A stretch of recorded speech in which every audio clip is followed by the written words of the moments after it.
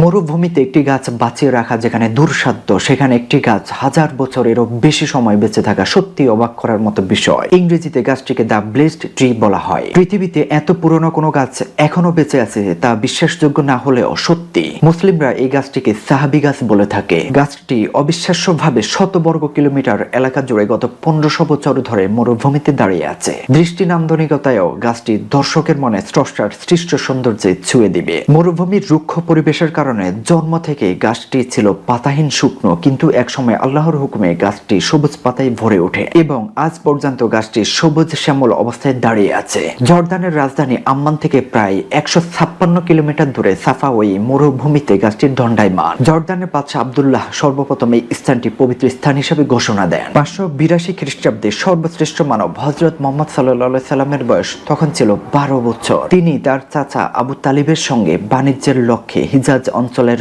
মক্কা থেকে সিরিয়ার উদ্দেশ্যে যাত্রা করেন। যাত্রার পথে সিরিয়ার অদূরে জর্দানে এসে উপস্থিত হন। জর্দানের সেই এলাকাটি ছিল শত শত মাইল ব্যাপী বিস্তৃত উত্তপ্ত বালুকাময় এক মরুভূমি। মুহাম্মদ সাল্লাল্লাহু আলাইহি সাল্লাম এবং তার চাচা মরুভূমি পাড়ি দেওয়ার সময় ক্লান্ত হয়ে পড়েন। তখন তারা একটু বিশ্রামের জায়গা খুঁজছিলেন, কিন্তু তারা আশেপাশে বসার কোনো জায়গা খুঁজে পাচ্ছিলেন না। চারিদিকে ছিল মরুভূমি, কোনো বৃক্ষের সন্ধান পাচ্ছিলেন না। কিন্তু দূরে একটি মৃতপ্রায় গাছ দেখতে পেলেন তারা। উত্তপ্ত মরুভূমির মাঝে গাছটি ছিল লতা পাতাহীন, শীর্ণ ও মৃতপ্রায়। উপায় না পেয়ে তারা পাতাহীন শীর্ণ সেই গাছটির তলায় বিশ্রাম নিতে বসেন। হযরত মুহাম্মদ সাল্লাল্লাহু আলাইহি সাল্লাম তার চাচাকে নিয়ে যখন গাছের তলায় বসেছিলেন, তখন তাদের ছায়া দিতে আল্লাহর নির্দেশে মৃতপ্রায় গাছটি সজীব হয়ে ওঠে এবং গাছটির সমস্ত ডালপালা সবুজ পাতায় ভরে যায়। সেই গাছটি বর্তমানে সাহাবি গাছ নামে পরিচিত। গাছটি 1500 বছর আগে যে অবস্থায় ছিল আজও ঠিক সেই অবস্থায় রয়েছে।